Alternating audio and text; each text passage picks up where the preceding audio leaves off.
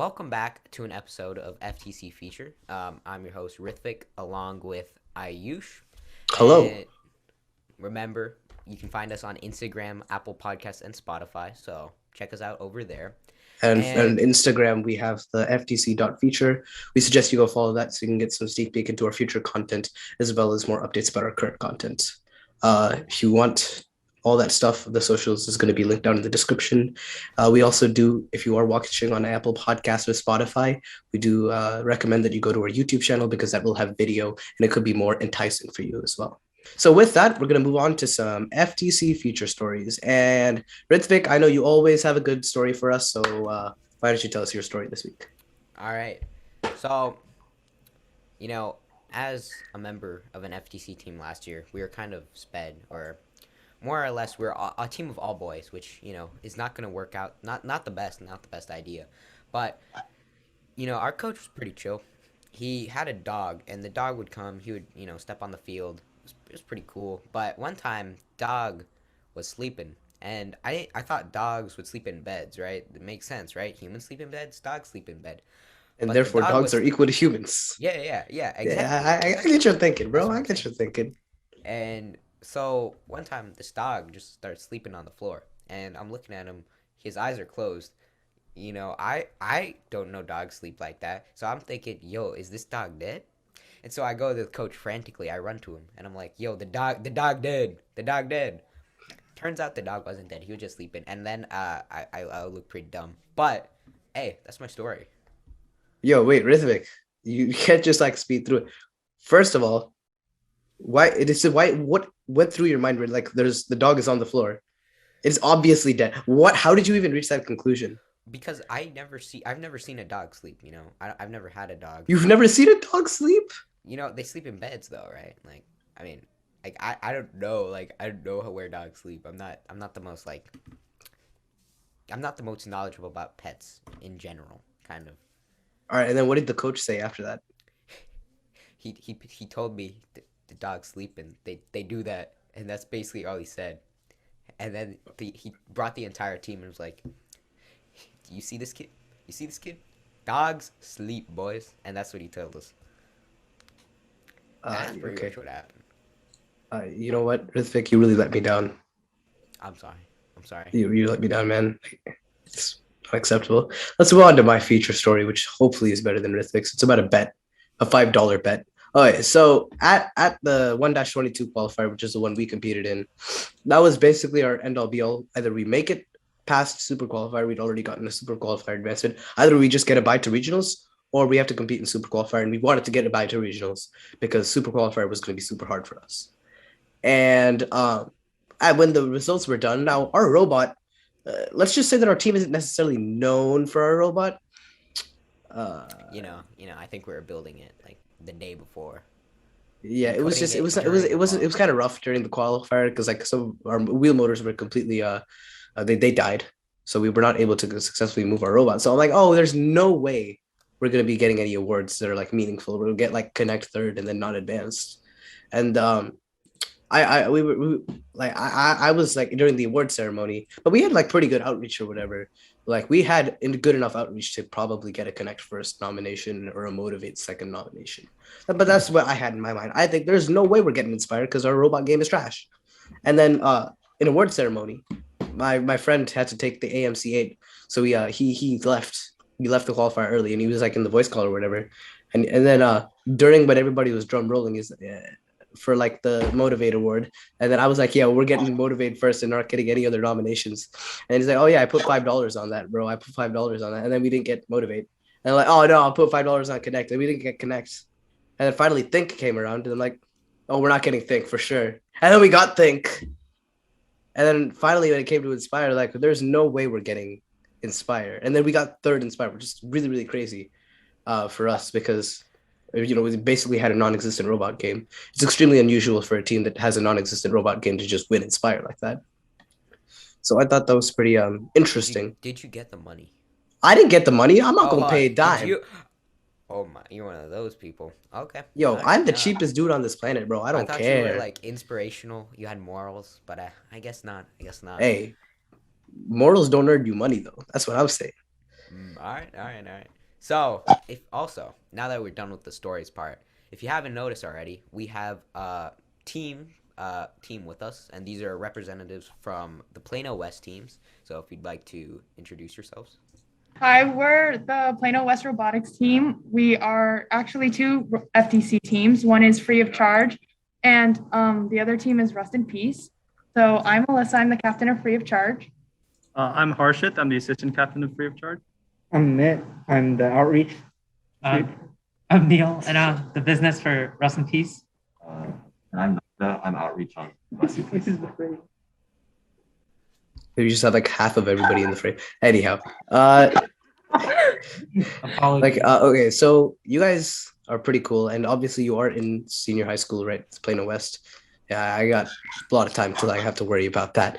But when we're talking about being on a team with a bunch of people who are like senior high schoolers, did you guys well, first I should talk about, did you guys do FTC when you're like in your middle school years or your early high school years? Actually, a couple of us are very new to FTC. I think I'm the only one who's actually been part of FTC since the beginning of high school. Sorry, actually, Nanda is too. But actually, a lot of our team is pretty new this year. We wanted to keep it open and really promote just learning about robotics and STEM in general. We didn't make it very exclusive because we wanted to actually encourage more of the learning side of FTC.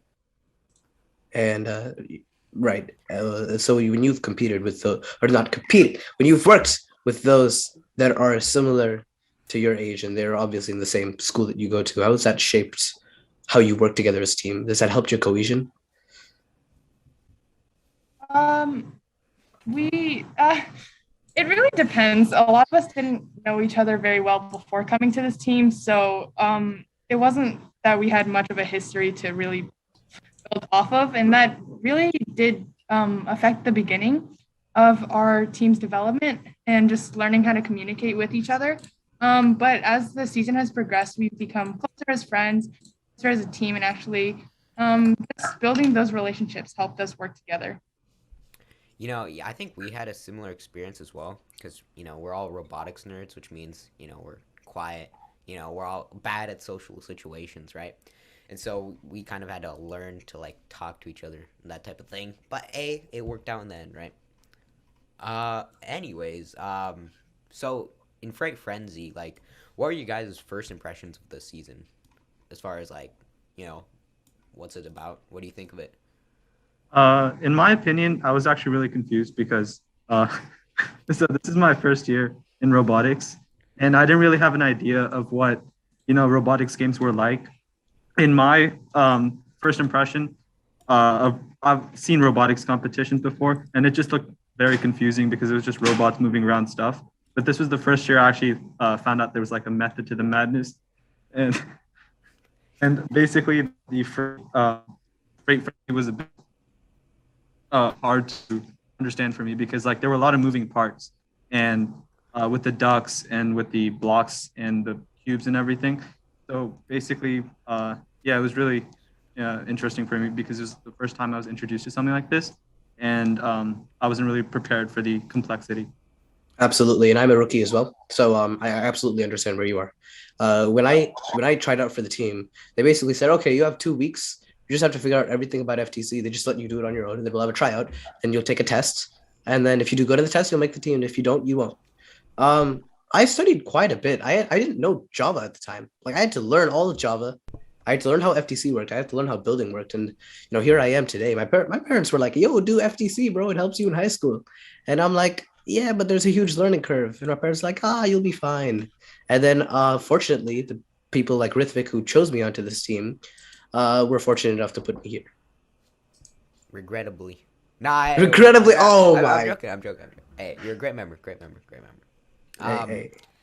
So how did you guys run your tryouts actually? Because for us, like Ayush was saying, we just did like pretty simple tryouts. Well, actually, I wrote the coding part, so maybe it was a bit Yeah, I could tell, complex bro. there. You were Bit- promoting your propaganda on there, like, oh, vote Oh, Rithvik yeah, for yeah. co-president. Oh yeah, I bro. advertised myself. Like, so what I did, I was just like, at the time we had some elections going on, so within the coding part of the test, I advertised myself. I was like commented like vote Rithvik for co-president or something like that, and I actually did get elected. So it may have worked. May have Hey, worked. you beat me. That's what happened. All right. That's you know But what? hey, hey, my bad, my bad. Now, Hey, what do you but mean you're bad? You won. I All right. thought You you won were fair and gonna square. Look. All right, whatever. Well, what point? Main point is, what did you guys do for tryouts? For us, tryouts were a bit different from y'all because for us, we basically we had to fill out a form, and this basically had a list of like interview questions, which because there was a large amount of people who wanted to go into the two teams because it was very competitive. So our coach, Miss Samuels, created a Google form, and it basically had interview questions, and we just answered them to the best of our ability. And Coach Samuels picked members for the team. Yeah, so for us, it wasn't more about how skilled you were with robotics because we know that a lot of people are very new here. For us, it was more of the time commitment because we do spend at least 6 hours a week working on the robot after school. So a lot of people really just can't come for those times. And for us, we understand that a lot of it is people can learn over time. So it's more of can you actually come to the meetings? Oh, yeah, Rithvik, you want to talk about Um, attendance? so for us, we only have 2 meetings a week, which is kind of sad. We Monday and Tuesday, right? And it's only for like an hour each day, which hurts so bad right here. But we've been able to work with that. We've been able to meet outside of school, and thanks to that and a lot of work outside of school, we've been fairly successful this season. So it's pretty nice. But also, Harsha, so you were new to FTC, right? How did you prepare for the test? So we didn't really have a test to get in. I was just really into Or STEM and like engineering in general. So I just wanted to try it out, and it was actually a really good decision. And I've learned a lot over the course of the team. were And you Harshit, are you a junior or a senior? I'm a junior. Yeah, the rest of us here are seniors. Okay. were you Uh, nervous at all when you like tried out? Well, was I what? Could you repeat? Sorry. Nervous at all? Not really, because it wasn't really a stressful situation. It was just basically the questions were basically asking you about who you were, and it wasn't anything about your achievements or anything. So I was pretty nonchalant about it. So yeah. Right? That's pretty nice. Yeah, I think it's also a little more difficult for us because as a senior high school, we actually only have 11th and 12th graders at our school. So every 2 years, we pretty much have a completely new team. So we really understand that there are going to be a lot of people that are really new to robotics. And in this late in their high school careers, a lot of people don't really want to try something new. So we really want to look up more at how your team will work rather than exactly what you can bring to the team because everybody can bring something to the team. It just takes time for them to adjust to FTC style and then learn the specifics about the games and robots. All right. After you kind of got used to like Freight Frenzy and kind of understood like what it was, like how did you plan out how to like approach your robot? Kind of like your game plan for the season. So right after we watched the reveal video of the game for this year, we spent the rest of the meeting just basically discussing or brainstorming our ideas and just basically putting our thoughts down. And we were just basically looking through and treating each idea fairly and basically just looking at how it could help us potentially win a game. So we just basically brainstormed and we spent a whole week basically brainstorming our robot and deciding on different things. For example, during our first week, before we even got our final design for what we wanted for the robot, we got the chassis to start. We connected the phones because we were still waiting for the driver hubs. We connected the phones and we basically started the programmers. We got the programmers started on movement and everything so that they could get used to it. So yeah, we just spent the first week basically getting used to everything and thinking of different ideas and seeing which work and which don't. Wait, and Rithvik, how much time did we spend on that? I think we spent a little bit more than a week. yeah, because our meetings were pretty short, which again that was an issue in the beginning. And so I think we spent like a few weeks like designing that type of thing. But I have a side question. Did your driver hubs come in yet? And have you used them at all? Yeah, we actually had a lot of difficulties with that. Yes. Okay, I want to talk about this. This is Yeah. very important. Our driver hubs are so jank, right? Like they turn off like randomly. They don't work half the time. And I guess what is your kind of like experience with that? We just had a lot of difficulties with connection issues. That's more of like our programmer worked with it, but I'm pretty sure we like took it apart a couple of times. It works now pretty consistently, but it's a lot of just like you need to get it to work first before it can work consistently. Yeah, we actually switched to phones because we don't like the driver hubs so much. We just ordered a phone off of Amazon. I think that you know, bro, some of the driver. One of the problems with our driver hub, Rithvik, didn't like it just turn off randomly. Yeah. It would just turn. Well, one of the things, the main thing, is that it goes from 100% to 0% in like 15 minutes. The charge is never accurate, and so it will randomly turn off, and that's the most annoying part. Did y'all have any issues with connecting the phones together? Because that was one of the main issues that we had. Sometimes it can take a while. Like once we started getting the wait, do you use a control hub? Yeah, we do. So when connecting with the control hub, like sometimes it would take a while. I didn't notice like after we switched to the phone, it was like I thought it was easier because like I used the phone last year and I that was pretty nice. I thought the driver hub would be more of an upgrade, but I honestly prefer phones. Mhm. Uh, well, anyway. Oh yeah, Kier, can I just talk about being a PISD team? Because we're a PISD team, y'all are a PISD team. Have y'all been subject to things that have changed because you're a PISD team? Um, Like for example, we have team funding, right? Like we got a $5,000 grant from the first, right? From First in Texas or something, right? But we can't we can only spend it on approved vendors, and like we have like spending limits. Like it takes forever to process orders and stuff like that, and that is super annoying. So what is your experience with that, as far as like restrictions go? I mean, for us, we do also, it takes a lot of steps to order some things. And we do also have the same restrictions on vendors, but most of the pieces that we order come from those vendors anyway. So we don't really have that much of a problem with it. I think a lot of times we usually try to build with what we have already. And even if we are buying something new, it's usually something that it's easily available. So we don't really have too much trouble with like very specific pieces or anything like that. And we do receive funding from Plano, from PISD, and that's been pretty sufficient for our needs for as long as our teams have been. We did not get as much funding then because we got like what, Rithvik? I want to say like 500, but I I don't want to say know. 500 as well. But I don't know if that was like if that covered the cost of going to events because I feel like that. Oh, they don't pay for our transportation costs to like the first qualifiers. We drive there, and then Do they pay for registration and stuff like that? yeah, they pay for registration for us, so that's nice. Okay, I think pretty sure they also do that for us as well. Are you allowed to disclose how much PISD gave you? Is Um, that legal? I have I no don't idea. even think our team members know. It's more of our coaches, and I don't think they're allowed to disclose that. All right, we gotta keep it legal. Keep it legal. I mean, we do get funding. They do cover most of the costs for us, so that's really nice because private teams, I know it is really expensive to do robotics, especially with all the pieces and like every single time you order something new, it's like a couple $100. But most of that is pretty much covered for us. And then as well as the pieces go for robotics, we usually reuse a lot of our pieces anyway, so it's not much of a problem. For Yeah. sure.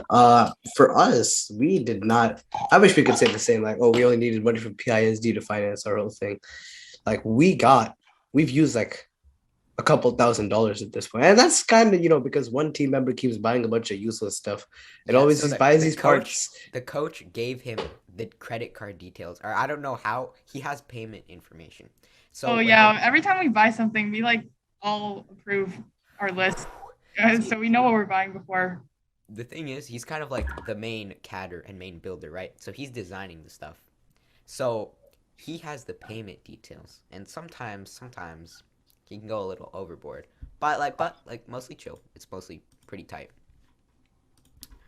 But the main thing is that sometimes they'll just buy too much stuff.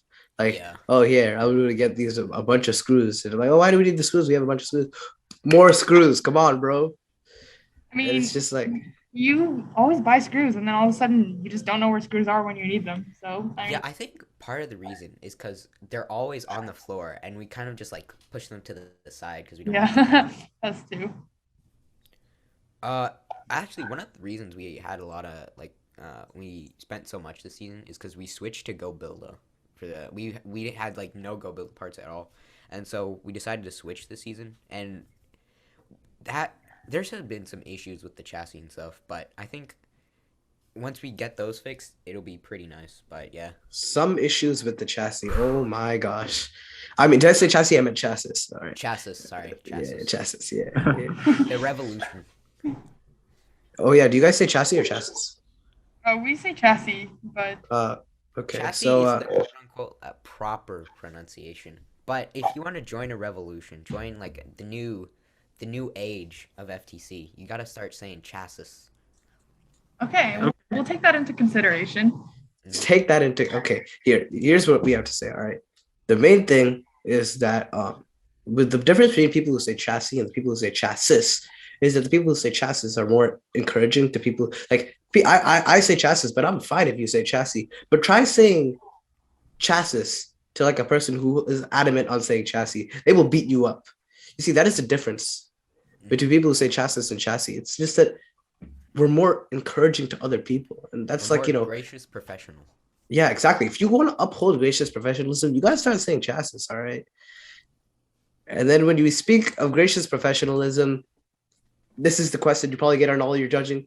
This is the question that is always you've been asked your team a lot. How has your team displayed gracious professionalism throughout the season? That's a pretty compelling argument, actually. I'm gonna switch over to chassis now. Thank you. Yeah. No, but for real though, gracious professionalism. Like, how y'all put in like specific steps or like team expectations or whatever to uphold gracious professionalism? I think we mostly see gracious professionalism more of just like respecting others,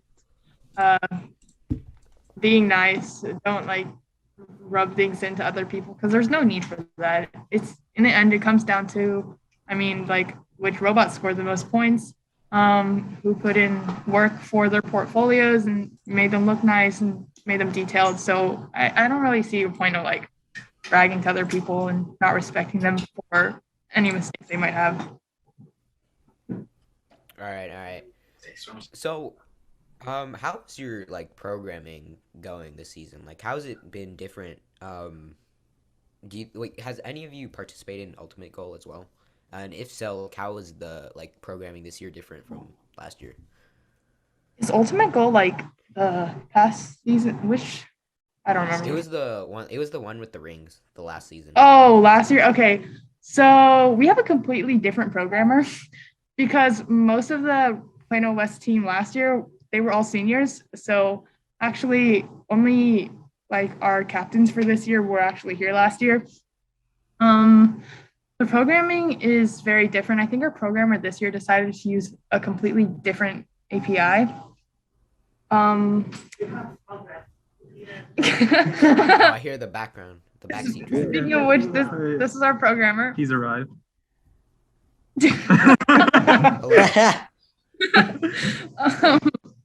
What's good, bro? This is Nathan. Yeah. Okay, you talk then. Okay. Yeah, so our programmer left. He's gonna go work on the robot now because we are putting in final touches for regionals, which is coming up really soon, 2 weeks.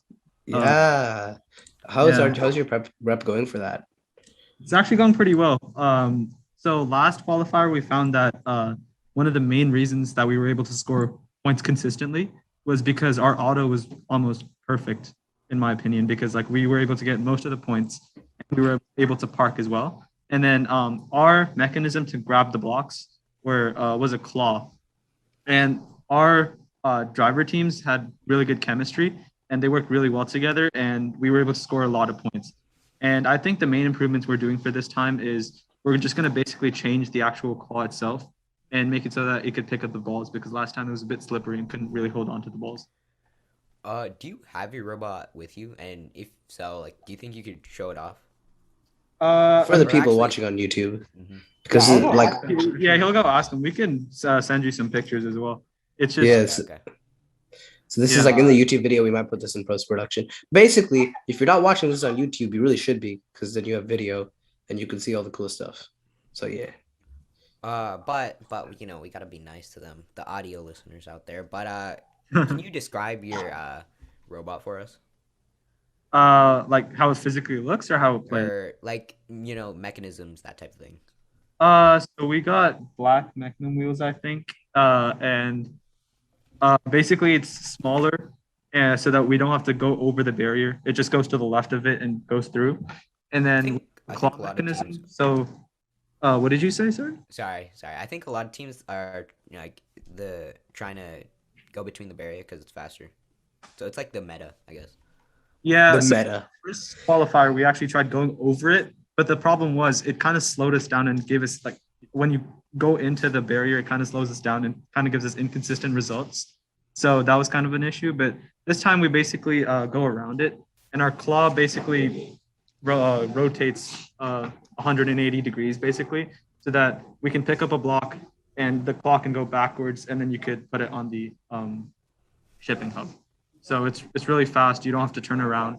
It's just a simple movement for the person driving the chassis, just forward and backwards. So can the claw pick up like all the freight? Yeah. Yeah. Yeah, I'm not too, big brain, but like how would it pick up a spear? Like, do you have any gripping things on it, or? We kind of are changing it right now, so Oh, okay. yeah, you'll see when we get to regionals, I guess. All right. So how is obviously I think your robot's going pretty good, but how is your outreach going so far this season? I think our outreach is doing a lot better than say last year. Last year was really difficult because of COVID and everything, but this year we're actually able to go to the other schools. We've done a lot of outreach activities, especially with the middle schools, the elementary school. I mean, like you guys now, we also did it with Jasper, a lot of our feeder schools, and just being able to actually communicate with them this year is pretty nice. I mean, Yeah, and if it also you helps like wanna- this wolf pack, the wolf pack, which is us, Jasper, Robinson, Yeah. like the team bonding or whatever it's called. All that cool stuff. I mean, but, if you wanna like mentor us, like we'll contact you in the DMs. Okay. But Yeah, I mean, you don't have to, but hey.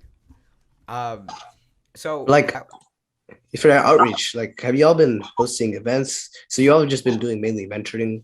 So you have been mentoring FTC teams or like FLL teams or like what? We did some mentoring of FTC teams. We also did Huffman had this like science night thing that we went to, and it wasn't specifically robotics, but we kind of just went there and just like talked about Legos and engineering kind of things. Yeah, I feel like it's really important to promote STEM and like engineering to people younger than us and people who like feed into us, because like as Alyssa said before, we're in school and like we lose members every 2 years. So like making sure that we have a consistent flow of members who want to join us is really important. And it's also really cool to spread STEM to kids. Yeah, we try to spread STEM as well. So we've been trying to host a bunch of events, which is like, promoting STEM. So what we've tried to do is we're taking these traditionally underrepresented communities, and then we're trying to basically host a sort of place to get a bunch of kids to educate them, and putting it in these areas where access is actually a problem there. Like if I were to put it in the middle of a super privileged community, then it's not going to do as much if I was going to put it in front of people who are, pardon me, not as fortunate as to be able to have easy access to a place where they can just learn easily. Mhm. And so that's been our strategy of going about outreach. And for the engineering portfolio, what have y'all been doing about that? Do you have a theme at all? Like, Um, like yeah, we have a theme kind of. Uh, so last year, especially, we started doing kind of well with the notebooks. So we kind of just used some of the templates from last year, have been improving them throughout the season. We like to focus more on the iterative process because in our meetings, that's kind of what we do. It's a lot of experimentation and then figuring out what doesn't work and then changing that. So we really wanted to showcase that in our portfolios. Right. So, would you guys say that you're a robot-driven team or like an outreach-driven team? Because like for us, obviously, we're not known for a robot game. That's the best. I think that's the best way to put it. But our that's robot kind of doo-doo sometimes. I mean, that's kind of how it goes. We don't really, I wouldn't say we're like necessarily only a robot focused team. I think a lot of us do come in mostly only knowing about the robotics side of it because when you first come in, you don't know much about the game. You're like, oh, you just build robots, right? This year especially, we've really expanded with our outreach, but still, yeah, I think we focus a lot on the robot just for the sake of that's kind of how we teach new people about STEM and engineering together. Yeah, for sure. I think that like when I joined FTC, I specifically like on the we had to make a resume. Wait, we literally had to make a resume to get on this team. All right, it was so sad. Look, Rithvik, you made the tryout, didn't you? I'm just surprised you guys know how to make resumes in middle school. Like Well, when it's not really a resume. It's more of like you put bullet points of what you've done. Like, what is your programming experience? oh, see, I wouldn't be able to do that because like when I joined robotics, I thought it would be like Lego building. You know those like Lego robotics kits? Yeah. I walked in thinking it was gonna be that. And I was like, oh, I like Legos, let me join. I was lucky. Like last year, the teams like at our school weren't that popular, and so there was like no competition, and so I got in with no experience. Like I don't know if I could have gotten in this year, But but I got in with no experience as well, so I think you should definitely get in. And that you has knew some Java, value. didn't you? You knew Java. Man, I learned like everything from scratch last year, which Dang. was it was fun, but also hard.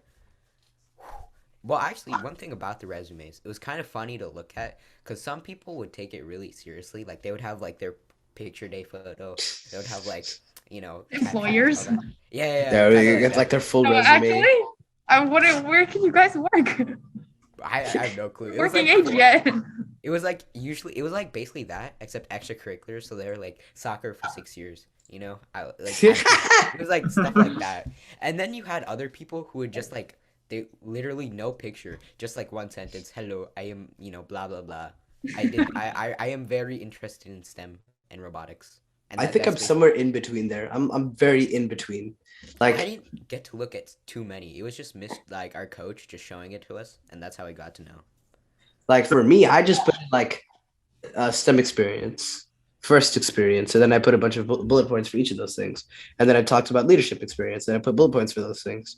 And then I talked about how the extracurricular achievements and then that stuff, and then other stuff you want to know about. Like it wasn't supposed like the way I saw it. The resume, just because you have a more professional looking resume than others, doesn't really matter. It's about the content of the resume. So I just focused on that. But like my one of my friends, let's call him Goliath. All right, let's call him Goliath. He like literally just like took every single thing. He had like, oh yeah, bro, I have 6 years of coding experience. I got 3 years of Java, 2 years of Python, and then he just like stacked up his resume. Like those kids that are like you think that basically God's gift to this entire earth and You the start resume. programming at like 2? Honestly, bro, probably, dude. Probably. Wait, I think I know. Wait, is Goliath on the team right now? Yeah, of course he is. Oh wait, I think I know. Okay.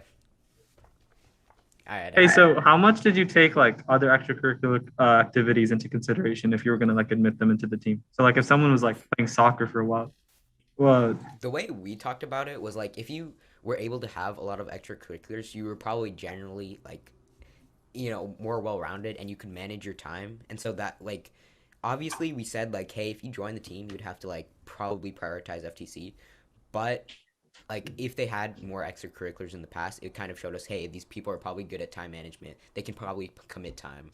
And so that's like our thought process behind it. And then obviously if they had stuff like maybe like they did FLL, that would help. That's kind of STEM related, and so that's how we took it. And then also, I think that we had a core values activity as well, which is like where we just you're basically doing a task where you have to use popsicle sticks to build a tall tower, and you have popsicle sticks and tape, and then you have to work together with the team to build the tallest one possible. And so really what it came down to was the assessment we took. It was so hard. Rithvik, like nobody got over like a 50% on it. And so let's shift this conversation from us to y'all. At the qualifiers, like well, obviously you did well to the qualifiers. That's why you're able to get a spot at regionals. But if you could talk more, like for your first qualifier, how did that go? Like, how much stuff did you win? And then for your second qualifier in January, how did that go as well? Yeah, so our first qualifier, for a lot of our team, it was actually their first competition ever in robotics. I'd say we were a lot more unorganized. We didn't really know as much of what we were doing. The robot was like, okay. Yeah, it was okay. We kind of changed it a lot since then. I think me and one of the other people on our team really focused on the portfolio, knowing how the game works, and that even if we didn't have the best robot, we'd still be able to show a good portfolio more of our process. So we kind of focused on that. Our first competition, we actually won the Think Award, and then I think Inspire second place, which Nice. which was very surprising for us because we didn't really go in expecting to be one of the top teams there. We were all pretty new, especially this year. It's like a whole new game. Everything in competition, you kind of just go there, you try your best, even if you don't think you're going to do that well, you still want to go just for the experience, just to like do the games and everything. That's really exciting. Especially, I think they kind of changed the way that placements work in the games. It used to be like win ratio. Now it's more of total. Yeah. So like the whole point system thing is cool to see. Just really exciting. And then we actually qualified to regionals from our first competition. So our second qualifier was definitely more relaxing. It was more like a practice competition for us. We knew we already qualified. So for us, it was more of like, oh, we can have more game practice in a pressure environment. And then that competition, we actually did a lot better than we expected again. We weren't really aiming for much of placement. It was a lot more of just like experience with different drivers in our new robot because we kind of rebuilt the whole thing. And then we ended up being the captains of the finalists, the winning. Wow. It was just like a lot of, hey, try your best, see what happens, and then happened to work out for us. Nice. Oh yeah, a robot isn't anything. Our robot was like pretty okay. Just wins first to get alliance captain. No, that's easy. kind of how we went in, because we went in, we were like, okay, so we improved this, but like you still have in mind like all these other things that you want to do with your robot. You go into the competition, you like don't know what to expect from everyone else. And then you like walk around, you're like, oh, that looks cool. Oh, look, your robot has LEDs. I want to put that on my robot. And then you kind of just play the games. You're like, oh, we kind of did well. Did you guys go to the 29th qualifier? Yes. Yeah, the Marcus one. School. Yeah. Wait, was that the traditional qualifier? Yeah, it was actually. It was all in person, even judge. So what was your like top score for your matches? I think we hit 192 one time. Damn, nice. Yeah, that was actually us allianced with tier 1, I believe. So that's pretty cool. So you went to a remote, or not a remote qualifier, but like Traditional. a hybrid. They went to traditional at the second And one. then We went to hybrid the first time, traditional. Oh, okay. What did you Gotcha. notice like different about it? Like, which one do you prefer? I guess. So our hybrid one, actually, the games were still in person. It was just the judging was online.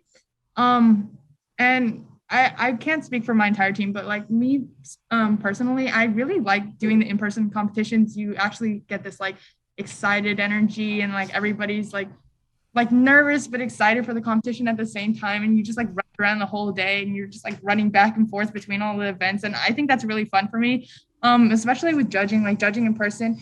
And I feel like it's a little more difficult to connect with the judges or talk to them through screens. So it was really fun for me to actually just go in person and talk. So I really like the traditional ones better, but I think the online judging, it still is pretty organized.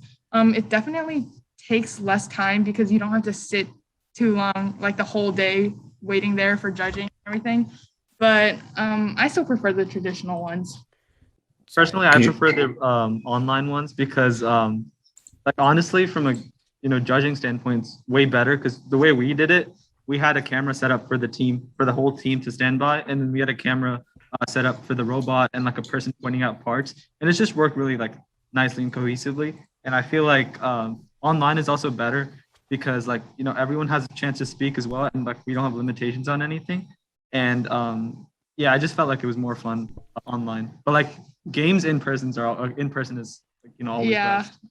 Remote Yeah. are not as fun. You kind of just go by yourself. You're like, oh, okay. After the season is finished, you've got to this point where you're about to go to regionals, and like since there's it's gonna get a lot more cutthroat from here, but it's just time where we just start to evaluate how we've come since the beginning, and just say, okay, the season is about to end basically because past like April, which is when isn't Worlds in April?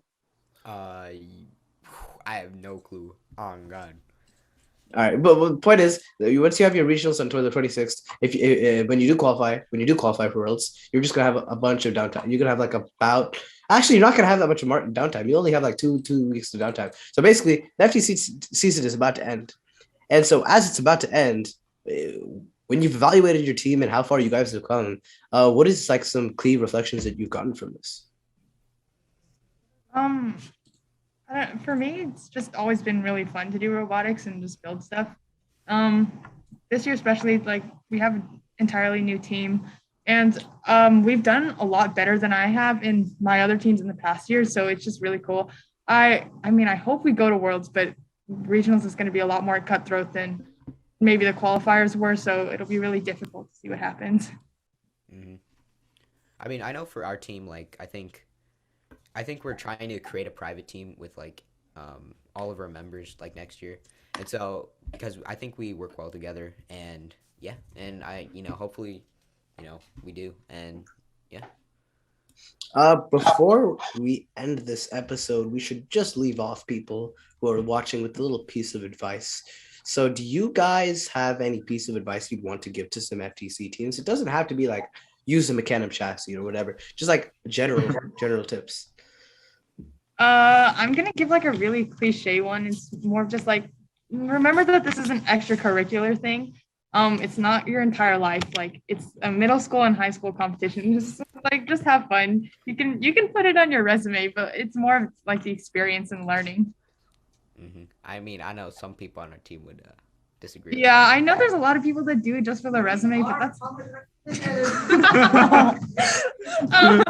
But like, it'll be much more enjoyable if you see it as something that you enjoy rather than just like a line on your Are you resume. still doing this? Yeah. Yeah, I think Yes, also we are. For like new members or like potential members who are like thinking about robotics, like one piece of advice I would give is like just to try it because like I had the opportunity to do this like in middle school and high school, like the junior high school, but I didn't really take it up because I wasn't really sure about what it was. So, and I did this year, and it's been a really good decision. So Yeah, don't be scared to ask questions, even if they sound stupid, because we all asked those same questions before, even if it was a year ago. So we all understand. Yeah, for sure. And I think with that, good piece of advice, by the way, we can wrap up today's episode. So we'd like to thank all the viewers and listeners for coming out and staying until the end. This is a reminder that we do have socials that are be linked in the description. We encourage you to go follow all of those things so you never miss a podcast, but also you can get some sneak peek into further content. So thank you, Rithvik, for helping us out. Louisa was Yeah. not here today, And also, so both of us thank had to you. run the show. Thank you, really. Yeah, thank you guys for coming out. Rest in peace and free of charge. Yeah, Guys, thanks Thank for having you. us. Thank you. you guys are going to do really good at regionals, as it shows through Robot. So very excited. Yeah, I And think then really well too. Good luck. good luck. yeah, good luck to y'all. And then this is this the time like where teams? Well, the thing is now we're all competing against each other, but it's important that we understand that even though we're competing against each other outside of FTC, we all have to be technical to each other. And if like y'all are good people. So just because they're competing with us doesn't mean anything. All right. So like, hey, if I wanted to put my own advice in there, it's that to remember that these are not people who you're enemies with. These are your opponents, and they're two very different things. Yeah. But I will see the viewers, and I will hopefully see RIP and Free in Charge at a future date. And Yep. bye. Bye. Bye. Bye. Thank you. Thank you for having us.